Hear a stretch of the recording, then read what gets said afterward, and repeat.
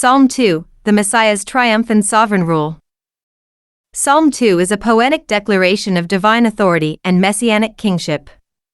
It opens with a vivid picture of global rebellion, the nations and their leaders conspiring against God and His anointed, a term that in its original Hebrew context refers to the divinely appointed king, often understood as a Davidic ruler. The psalmist marvels at the futility of their resistance, calling it a vain thing. The imagery of kings setting themselves and rulers taking counsel evokes a sense of calculated defiance, as they seek to throw off what they perceive as the oppressive rule of God. Their declaration, "Let us break their bonds in pieces and cast away their cords from us," reveals not only rebellion but a rejection of divine moral constraints, a refusal to submit to God's law and lordship. In response to this earthly rebellion, the scene shifts to heaven, where God is not anxious or alarmed. Instead, He laughs.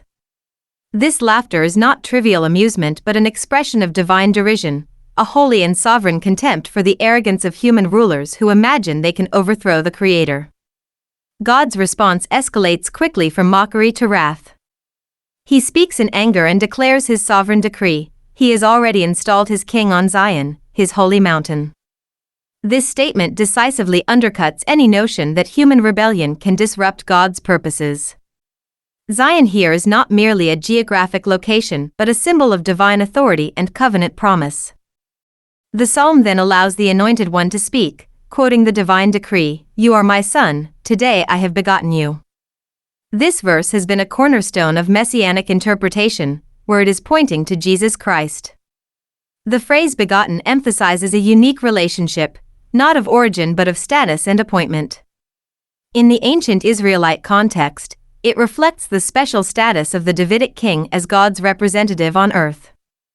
It is connected with Christ's resurrection and exaltation, marking His public affirmation as the Son of God.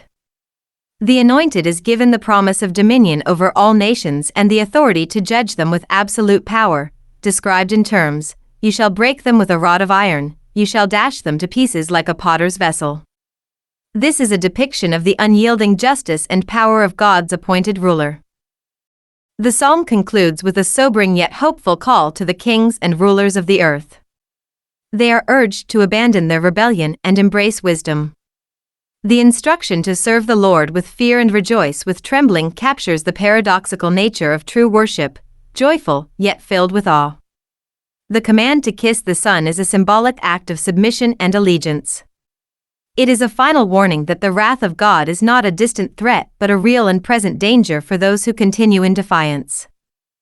Yet the final line of the psalm offers a blessing, a refuge: "Blessed are all those who put their trust in Him." This is the psalm's ultimate invitation, not just to rulers, but to all humanity, to recognize the authority of the Son and to find safety, not in rebellion, but in submission and trust. Psalm 2 is both a warning and a promise. It affirms God's sovereign rule over all earthly powers, announces the enthronement of His chosen king, and calls every listener to make a choice, to resist and be broken, or to submit and be blessed.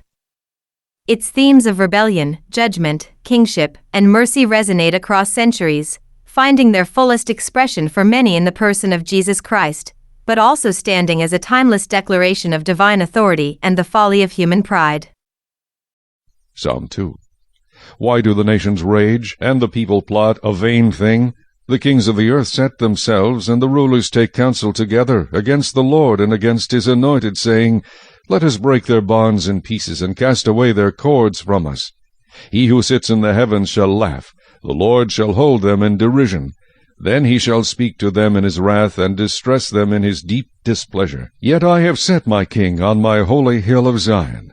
I will declare the decree. The Lord has said to me, "You are my son. Today I have begotten you. Ask of me, and I will give you the nations of your inheritance, and the ends of the earth for your possession. You shall break them with a rod of iron. You shall dash them to pieces like a potter's vessel. Now therefore be wise, O kings. Be instructed, you judges of the earth. Serve the Lord with fear, and rejoice with trembling. Kiss the Son, lest He be angry, and you perish in the way, when His wrath is kindled but a little. Blessed are all those who put their trust in Him.